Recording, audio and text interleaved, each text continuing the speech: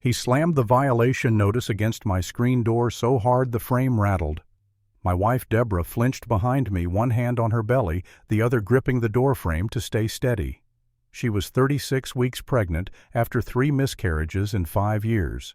That railing he wanted gone, I built it by hand so she wouldn't fall again. So when he raised his voice that morning and said, "You've got 48 hours to remove it," something in me snapped, but not loud, not yet. Quiet anger burns hotter. I looked him dead in the eye and said, "Then cite the clause that overrides ADA safety compliance because that rail meets county code and federal standards." His smug grin twitched. That was the first time I saw Marcus Bell lose his balance. He thought I'd roll over like everyone else in the neighborhood. But I wasn't just some quiet retiree. I was a firefighter for 20 years. I've pulled people out of burning homes. I don't scare easy, especially not by a man with a clipboard. Still, the power trip was obvious. Marcus leaned in, trying to fill the space with his cologne and authority. "Security enforcement is part of my board duties," he said. "Don't make this personal." I said, calm as a slow fuse. "You made it personal the second you scared my wife." That railing wasn't decoration. It was a promise. I'd carved it after the night we lost our second baby, sitting in a hospital hallway under that damn flickering light. I swore I'd never let Deborah fall again. And now this self-proclaimed HOA president was threatening fines over it. No, not this time. The next few days, Marcus started circling the block in his SUV. Same time each afternoon, slow roll, mirrored sunglasses, smug face. He'd pause outside our driveway, pretending to check his phone. Deborah noticed first. "He's been driving by again," she whispered one morning, hands shaking as she poured coffee. That look in her eyes, half fear, half shame, lit something dangerous in me. That night I pulled up the HOA charter, all 90 pages of it.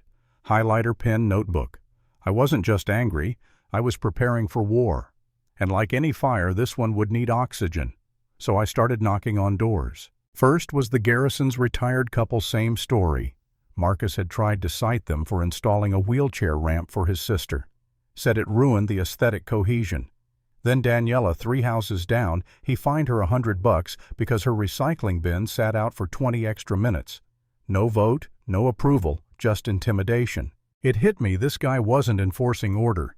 He was feeding off control, one resident at a time, keeping everyone isolated and afraid. And for years it worked. But now someone was keeping receipts. Me. I built a file. Names, dates, fake citations, photos. And one night Deborah asked, "What if you're wrong, Tom? What if fighting him just makes it worse?" I wanted to say I was sure, but I wasn't. What if I was dragging her through more stress, more risk, when she was already fragile? For a moment, I almost gave up. Almost deleted everything. Then I looked at that railing, the one he called a violation, and thought of her crying in that hospital chair 5 years ago. That railing was more than wood. It was the line between guilt and redemption. And I wasn't backing down. A few days later, I found an ally I didn't expect, Lynn Forrester, the HOA secretary. I caught her at the mailbox, fidgeting with a stack of envelopes.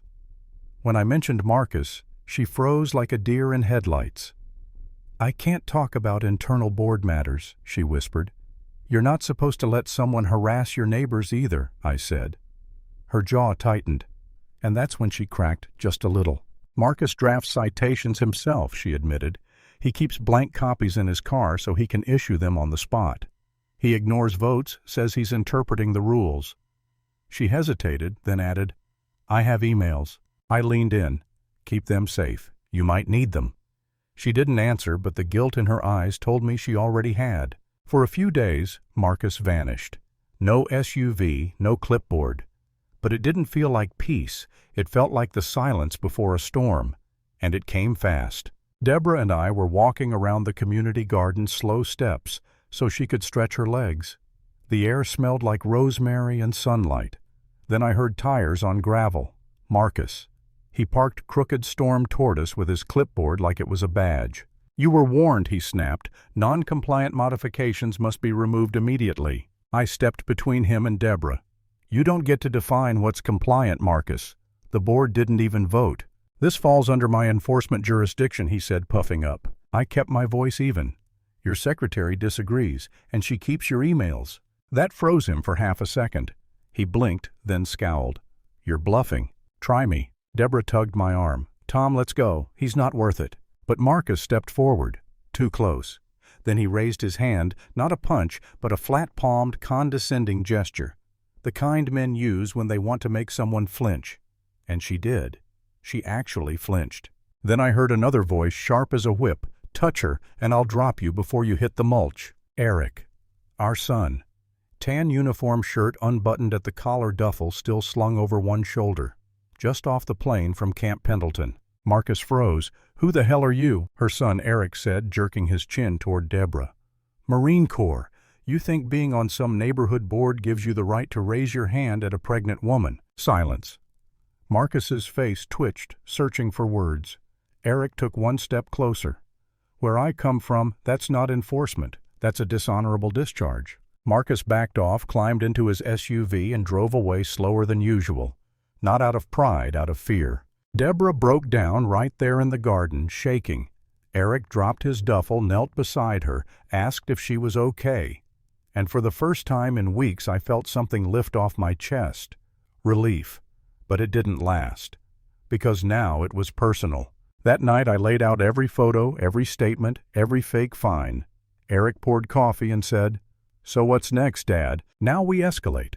The next morning I inspected the HOA's latest pet project, a shiny new perimeter fence.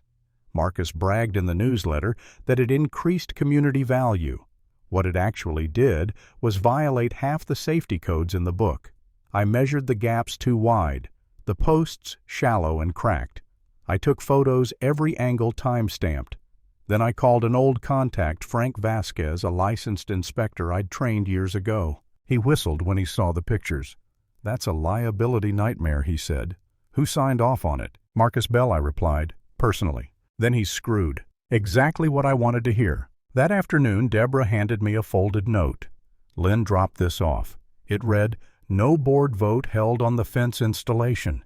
Expense pushed through under Emergency Clause 9.4a. I knew that clause, it's only for immediate safety threats like gas leaks or structural collapse, not vanity fences. He'd abused his power again, and now there was a paper trail. Over the next few days, I gathered statements from 6 more residents. Paul from down the street confirmed the fence was installed by an unlicensed contractor. Daniela found her payment receipts for bogus fines Marcus pocketed. Piece by piece, the monster was unraveling. But late one night, as I sat at the table surrounded by paperwork, exhaustion hit me like smoke.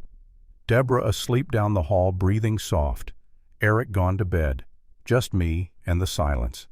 I stared at that file and thought, what if none of this works? What if Marcus buries me under bureaucracy like he did everyone else? I'm not young anymore. I'm not a lawyer. Then I remembered the look on Deborah's face when that man raised his hand, the way she flinched like she was back in that hospital hallway. And I realized I'd rather go down swinging than live another day scared in my own home. By morning I had a plan. Step 1. Report the fence code violations anonymously to the county inspector's office. Step 2. Gather 10 homeowner signatures for a petition to review Marcus's authority.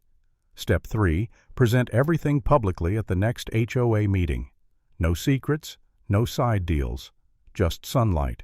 And that's exactly what we did. Eric and I walked the neighborhood knocking on doors. The response was instant. People weren't just ready, they were furious. Within an hour we had 11 signatures. By evening the file was too thick to close. I printed everything, labeled it, sealed it tight. It looked like a war chest. The night of the meeting, the community center was packed. Folding chairs, scraping tile, whispered gossip, the tension of years finally boiling over. Marcus sat at the front, arms folded, clipboard untouched. Deborah insisted on coming 8 months pregnant and glowing with quiet fury. When the floor opened for public comment, I stood up, binder in hand. "My name is Thomas Greer, resident of Alder Lane," I said. "I'm submitting this petition on behalf of 11 households calling for a review of Marcus Bell's conduct and authority under HOA Charter Provisions 6.7c, 4.1a, and 2.3f. The room went still. I laid the photos on the table. The fence crooked, cracked out of code. The reimbursement form, $1 to $50 with no receipt. The unapproved expenses highlighted in red. Marcus shot to his feet. "This is out of order." "No," I said. "What's out of order is issuing citations without board votes. What's out of order is signing off on a $13,000 fence without authorization. What's out of order is intimidating residents under the guise of enforcement." Someone in the back gasped. The board president, Mr. Knox, raised his hand.